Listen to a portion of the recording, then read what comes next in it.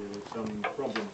One day a basket came down, and inside the basket there was one small child, baby. So they pulled the baby out of the basket, and they wondered, where did this baby come from, or why did they put the baby in the river? Then the next week, another one. And then the next week, another one. So the people start to ask themselves, some people get the baby out and they looking after the babies in the village. And other people start to think, what's going on? So eventually somebody said, well, let's go up the river and try and find out why are the people in the village up the river putting the babies in a basket. So when they went up the river, they found that the people there were hungry. They didn't have enough food. They had their tapioca, but the tapioca was all disease. But they didn't have any. They didn't have any uto, and they didn't have any dalonitana. They didn't have any standby food. So because the people were hungry, they didn't have enough to eat.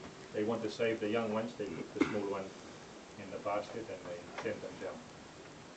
So when the people down the river, when they saw their problem, then they got the food, the planting material. They went up and they helped the village to plant so that they would be able to live again after that.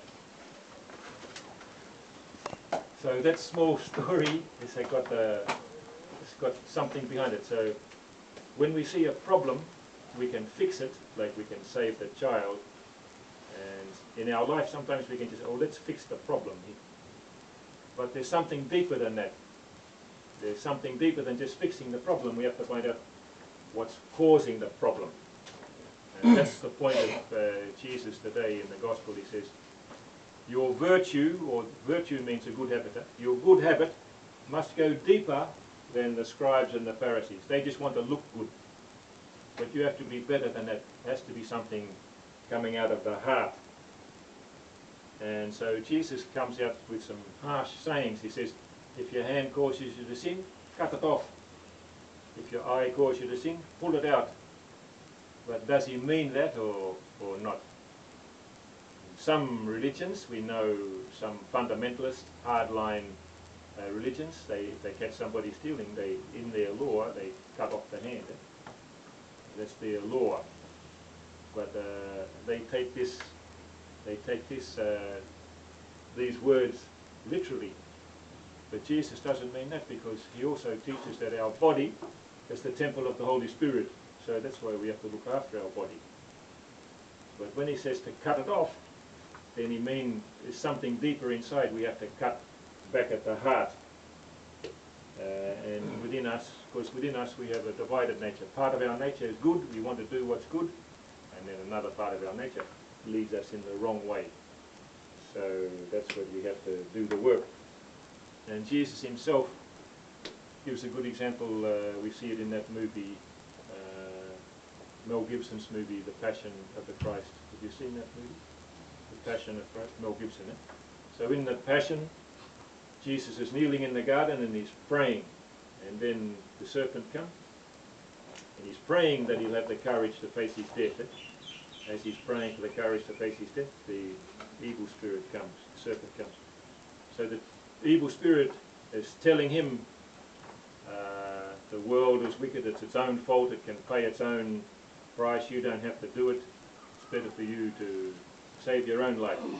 So he hears the voice, but as soon as he hears the voice, he looks and he sees the serpent, and he stands up and he takes his foot in, puts his foot on the heel of the serpent, like he cuts off the temptation before the thing gets too big. And really that's the secret of when he's talking about cut it off. That's really what he means. As soon as we feel or hear the small voice in our mind, take something belonging to someone else, we have to cut it off that time. If we start to meditate and think about how can I take it, where will I put it, how will I find it later on, that's the thing. Now it's like the devil, the demon, get hold of us and control us. So in our heart, in the heart of all people. They found out, well, we know from the early, when people were first Christian, to be a Christian they could be fed to the lions or have their head cut off or be crucified. But 300 years after Christianity, when Constantine the emperor became a Christian, everybody became a Christian. At that time it was very easy to be Christian, and the church started to get corrupt as well. The corrupt ways came into the church when it wasn't being persecuted. So some people who wanted to take the gospel seriously, they went out into the desert, and like St. Anthony, and they called themselves the Desert Fathers, or they became the... And their idea was to go out in the desert and to fight the devil in his own territory, because in the desert, that's the place where people face temptation in their loneliness, and they face the evil one, and the idea was to beat him there and then go back to the town and help the people in the city. Anyway, when they were out in the desert, they found they want to be quiet and give their souls to God. They found out what they can be called the 7 deadly sins, or the 7 deadly tendencies, things in our heart that come up from every human heart. And they put a name on them, and they found out these tendencies or temptations in the heart of every human person. First one is pride, to be proud people; lust, to go lusting after others; anger, to be angry; gluttony, to want to eat too much; sloth, to be lazy; envy, to be envious of others, what they have; and greed. And they said these things, even when we want to be close to God and we give our lives to God, these things will always come up in our heart. So how do we deal with them?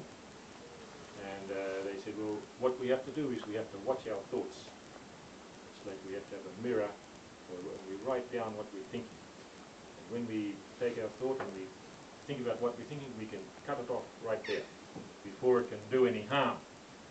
And then we have to work against it the other way. So, I don't know, there was a beautiful movie one time about the Buddha. The Buddha was because he was a Hindu himself, but he wanted to break away from all the rituals, and he just wanted to find out what's the way to enlightenment. He went out and fasted and prayed. And one day, when he was working out about these things of temptation and sin and the right way, he put one small basket on the river with a candle in it, and the candle went upstream. The river went this way and the thing went in, and he saw that the sign is, whatever our weakness is, we have to work in the opposite way. And St. Ignatius, one of the great saints in the church, he said the same thing. Like, for example, if we find out that we're people who like to take things for ourselves, we're greedy, then we go the opposite way. We decide, I'm going to give something to someone else. We take it the other way. If we are someone who is envious of other people, perhaps we see other people and we see their gifts, and we might think, I wish I could be like them, or wish I could have their life. Then the only way to get around that is say, well, I thank God for them. God has given them these gifts, and they're contributing to the world, they're contributing to the church. And thank you, Lord, for making them like that. Give thanks to God for other people who have gifts that we don't have.